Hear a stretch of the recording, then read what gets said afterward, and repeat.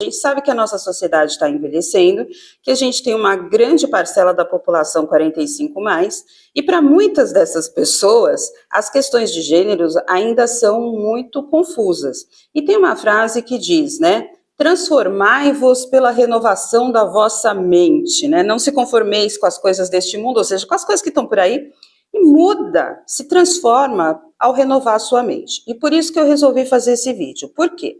Porque essas questões de gênero são muito complicadas. Outro dia minha irmã estava preenchendo uma ficha para se candidatar a um trabalho, e aí ela virou para mim e falou assim, o que eu sou dentro dessa lista, né? Eu não sei me identificar. Mas aí, na minha cabeça, existem algumas questões que, para facilitar, são muito simples. Se você colocar da seguinte forma, isso sem julgar, né? Porque você não deve julgar para não ser julgado, né? Que quando a gente faz assim, tem outros 3 olhando para você assim. O fato é, existem 2 sexos, né? Cientificamente, na medicina, até hoje, não se identificou um terceiro sexo. Existem feminino e masculino. Não existe, por exemplo, sei lá, interfeminino. Não existe esse sexo. Existe, sim, uma criança que pode nascer com os 2 sexos, porque durante a formação dela, houve algum tipo de desequilíbrio genético e que fez com que ela nascesse tanto com órgãos femininos como com órgãos masculinos. Essa pessoa, quando ela vai crescendo, quando ela vai evoluindo, quando ela vai se entendendo enquanto ser humano, ela decide qual é o sexo com o qual ela se identifica, e se for o caso, ela vai fazer uma cirurgia para se adequar melhor, né? E tudo bem, tá? A medicina já explica isso.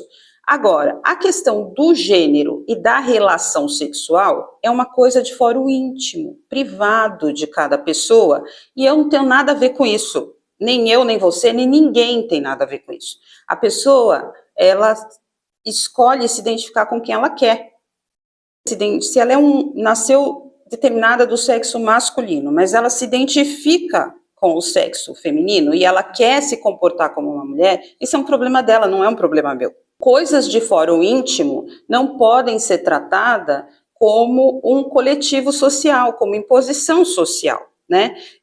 Porque quando você faz isso, você tá falando muito mais de um problema que é do outro do que seu, né? Porque eu penso da seguinte forma, se eu não sou aceita num lugar, é porque aquele lugar não é para mim. Eu vou buscar um outro lugar que me aceite exatamente do que eu sou, porque eu sei quem eu sou, eu tenho convicção das minhas escolhas, eu tenho certeza daquilo que eu optei. Então, eu sou uma mulher que me identifico como sendo uma mulher, ou seja, eu sou uma mulher que me identifico com sexo feminino, sou heterossexual. Mas digamos que eu não fosse assim, digamos que eu fosse uma mulher que me identifico com o gênero masculino e que eu sou homossexual.